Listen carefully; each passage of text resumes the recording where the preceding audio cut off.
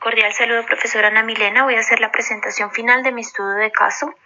En lo que puedo al respecto a las conclusiones, puedo decir que Israel ha violado el derecho del agua a la población palestina. Podemos decir que ha utilizado el agua como un instrumento de guerra.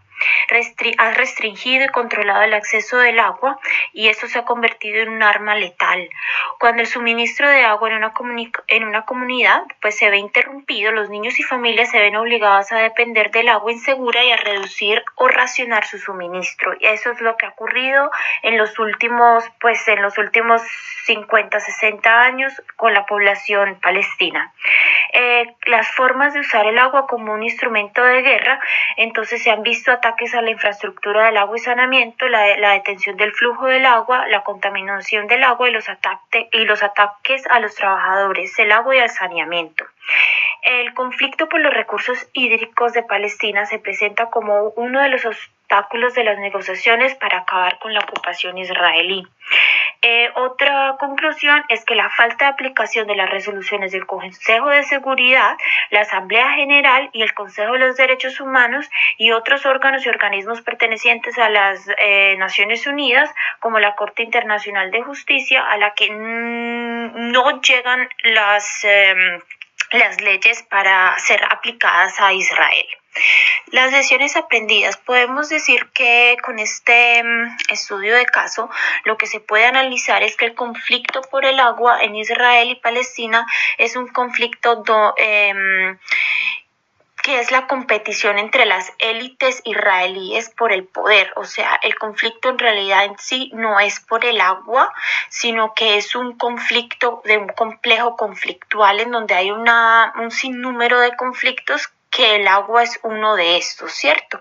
Entonces, el agua no es más que una excusa para mantener la ocupación, por lo que la solución del problema de la carestía y las respuestas a las necesidades de la población, tanto de Israel como de Palestina, pasa por el mismo camino que la paz. Es decir, que no hayan élites que ganen manteniendo la situación del conflicto permanente. Esto podría generar como una solución pues para este conflicto. Las recomendaciones: mejorar las relaciones diplomáticas entre Palestina e Israel para hacer del agua un instrumento de paz en vez de un instrumento de tensión o de guerra. Ambos países deben usar todo lo que tienen a su disposición para promover y proteger y promover los derechos humanos, que en este caso pues el agua y la sanidad. Los recursos del agua deben ser compartidos equitativamente, pues deben ser bien manejados para asegurarle el bien a todas aquellas personas que lo necesitan. Invito a ambos países a crear acuerdos de cooperación, especialmente en el agua, para prevenir los conflictos y promover la paz y la seguridad. Ambos países deben condenar el uso del agua como arma de guerra en la línea del derecho internacional humanitario.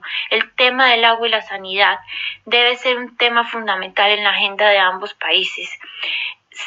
También se pide a los organismos internacionales que cooperen de una manera más influyente en lo que respecta a lo que respecta al agua y a lo que está sucediendo dentro del conflicto palestino-israelí. Gracias.